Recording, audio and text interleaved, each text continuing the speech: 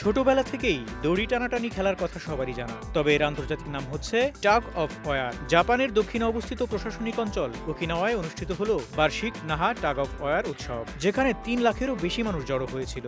৫০০ বছরের পুরনো ঐতিহ্যবাহী এই উৎসবটি বিশ্বের বৃহত্তম টাগ অফ ওয়ার ইভেন্ট হিসেবে স্বীকৃত। টাগ অফ ওয়ার একটি দড়ির বিপরীত প্রান্তে দুটি দলের মধ্যে অ্যাথলেটিক প্রতিযোগিতা। প্রতিটি দল অন্যটিকে একটি কেন্দ্র রেখা জুড়ে টেনে আনার চেষ্টা করে।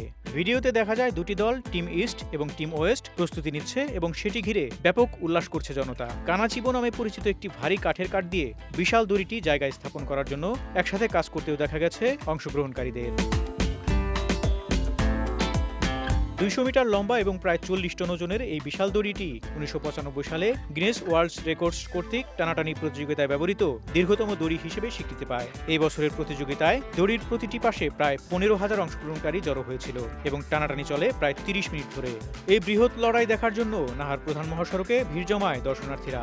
ওকিনাওয়ার যোদ্ধা সংস্কৃতিতে প্রথিত এই উৎসবটি এখন শান্তি ও ঐক্যের প্রতীক হিসেবে পালিত হয়। দ্বিতীয় বিশ্বযুদ্ধের সময় যা বন্ধ হয়ে যায়। পরে ১৯৭১ সালে মার্কিন বিমান হামলায় নাহা শহরের ধ্বংসের ঘটনা এবং শান্তির আশার প্রতীক হিসেবে আবারও নাহা টানাটানি অনুষ্ঠিত হয়।